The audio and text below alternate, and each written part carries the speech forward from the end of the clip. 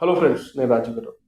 Andhra Pradesh deputy CM Janasena party అధినేత పవన్ కళ్యాణ్ గారు జనసేన పార్టీకి సంబంధించినటువంటి శ్రేణులకు ఒక దిశానిర్దేశం చేస్తూ ఒక బహిరంగ లేఖను మాత్రం ఆయన విడుదల చేశారు. ముఖ్యంగా ఆంధ్రప్రదేశ్కు సంబంధించినటువంటి ప్రస్తుత రాజకీయ పరిస్థితులు, మొన్నటి వరకు ఏదైతే జనసేన తెలుగుదేశం పార్టీకి సంబంధించిన కూటమిలో డిప్యూటీ సీఎంగా నారా లోకేష్ను నియమించాలని తెలుగుదేశం పార్టీకి సంబంధించినటువంటి నాయకులు, అలాగే జనసేన పార్టీకి సంబంధించినటువంటి కార్యకర్తలు, నాయకుల మధ్యన జరిగిన ఏదైతే ఈ డిప్యూటీ సీఎం రచ్చ ఉందో, దీనికి రెండు పార్టీలు ఒక ఫుల్ స్టాప్ పెట్టిన తర్వాత పవన్ కళ్యాణ్ గారు ఈ లేఖను విడుదల చేయడం ఇప్పుడు ప్రాధాన్యత సంతరించుకుందని చెప్పాలి. పవన్ కళ్యాణ్ గారు రిలీజ్ చేసిన ఈ లేఖలో ముఖ్యంగా జనసేన పార్టీకి సంబంధించినటువంటి వీర మహిళలకు, అలాగే జనసేన పార్టీకి సంబంధించిన జన సైనికులకు, జనసేన పార్టీ శ్రేణులకు ప్రియమైన అంటూ సంబోధిస్తూ ఆయన ఈ లేఖను మొదలుపెట్టాడు. దీంట్లో ఆయన వీళ్లకు అంటే జనసేన పార్టీకి సంబంధించిన కార్యకర్తలకు కానీ సామాన్య ప్రజలకు తెలిసేలాగా కొన్ని ముఖ్యమైన సూచనలు చేశారు. అందులో ఒకటి, కూటమి ప్రభుత్వం 94% విజయాలతో 164 స్థానాలు గెలుచుకుంది. అంటే 175కు 164 స్థానాలు గెలుచుకుంది. 11 మాత్రం వైఎస్ఆర్సీపీ గెలుచుకుంది. అలాగే జనసేన పార్టీ 21కి 21 అసెంబ్లీ, 2 ఎంపీ స్థానాలు గెలుచుకోవడం ద్వారా 100% విజయాలను నమోదు చేసుకుంది. అలాగే ఈ కూటమి ప్రభుత్వం వచ్చిన తర్వాత కుగ్రామాలకు అంటే మారుమూల గ్రామాలకు కూడా మంచినీటి సదుపాయాలు కల్పిస్తున్నాం, అలాగే రోడ్లు వేస్తున్నాం, మౌలిక సదుపాయాలను మారుమూల గ్రామాలకు కూడా అందజేసే కార్యక్రమాలు స్టార్ట్ చేశాం. దాదాపు 3 లక్షల కోట్ల పైగా పెట్టుబడులు రాబట్టింది ఈ కూటమి ప్రభుత్వం వచ్చిన తర్వాత.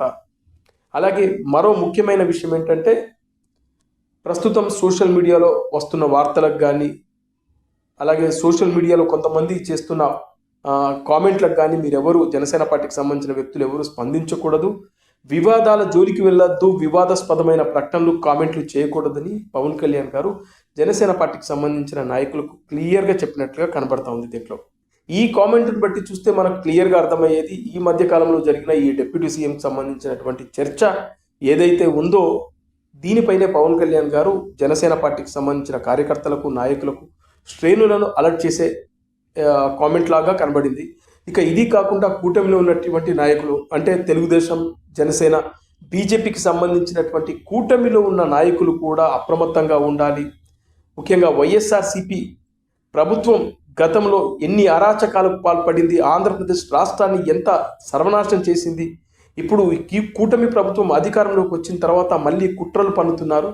అందుకే తగు జాగ్రత్తతో ఉండాలి. అలాగే మీరు కూడా కూటమికి సంబంధించినటువంటి 3 పార్టీలకు సంబంధించినటువంటి నాయకులు, కార్యకర్తలు కూడా చాలా బాధ్యతాయుతంగా సోషల్ మీడియాలో పోస్టులు పెట్టాలి, మాట్లాడాలి అనే ఉద్దేశంతో కూడా పవన్ కళ్యాణ్ గారు ఈ కామెంట్ చేయడం జరిగింది. ముఖ్యంగా ఆయన చేసిన ఫైనల్ కామెంట్లు ఏంటంటే, నేను పదవుల కోసం రాజకీయాల్లోకి రాలేదు, అలాగే కష్టాల్లో ఉన్న వాళ్లకు నేను కన్నీళ్లు తుడిచే వ్యక్తిని, ఇక నాకు జన్మనిచ్చిన ఈ భూమికి ఏదైనా మంచి చేయాలని కోరుకుంటున్నానని పవన్ కళ్యాణ్ గారు చెప్పడాన్ని బట్టి చూస్తే, కూటమిలో గత కొన్ని రోజులుగా జరుగుతున్న ఏదైతే ఈ డిప్యూటీ సీఎం తతంగం కానీ, పదవుల కోసం పోటీ పడుతున్న నేపథ్యం కానీ, టోటల్గా కూటమిని డిస్టర్బ్ చేసే కార్యక్రమాలు జరుగుతున్న దృష్ట్యా అటు వైఎస్ఆర్సీపీ వాళ్ళు కానీ, ముఖ్యంగా కూటమిలో ఉన్న కొంతమంది కానీ పదవుల కోసం ఇష్టానుసారంగా ఎక్కడ పడితే అక్కడ మాట్లాడడం కూడా జరుగుతూ ఉంది.